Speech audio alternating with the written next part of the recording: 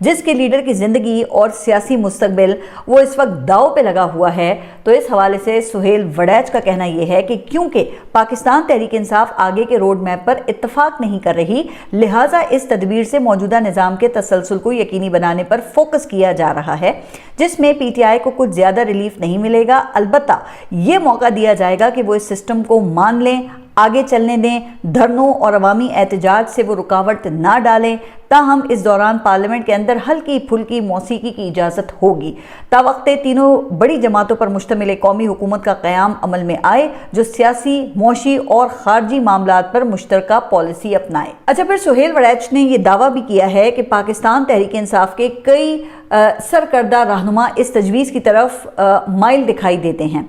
अब ये कौमी हुकूमत की नौइयत क्या होगी और फिर ये कितने अरसे के लिए होगी, तो इस हवाले से कहा गया है कि इस हुकूमत की नौइयत निगरान हुकूमत जैसी ही होगी, जिसकी वैसे तो आइन में 3 माह की मुद्दत मुकर्रर है, लेकिन तरमीम के जरिए बढ़ाकर 3 साल या 5 साल तक की जा सकती है। अच्छा, यहाँ पर महमूद खान अचकज़ई और सलमान अकरम राजा का हवाला भी दिया गया है, जो 6 माह तक निगरान हुकूमत पर राजी हैं। अब इसकी वजाहत तो फिर अब ये दोनों शख्सियात ही कर सकती हैं, लेकिन कौमी हुकूमत के लिए जिन इख्तियारात की बात की जाती है ना, ये भी काफ़ी दिलचस्प है। अच्छा, इस हवाले से बताया गया है कि कौमी निगरान हुकूमत के पास वही इख्तियारात होंगे जो किसी भी मुंतखब हुकूमत को हासिल होते हैं, जिनको फिर बरूए कार लाते हुए फिर आइन में दूर रस असरात की हामिल तब्दीलियां की जाएंगी। तो अब वो फिर दूर रस तब्दीलियां वो क्या होंगी, तो इस हवाले से कुछ भी नहीं बताया गया है, लेकिन बताने की ज़रूरत भी नहीं है ना।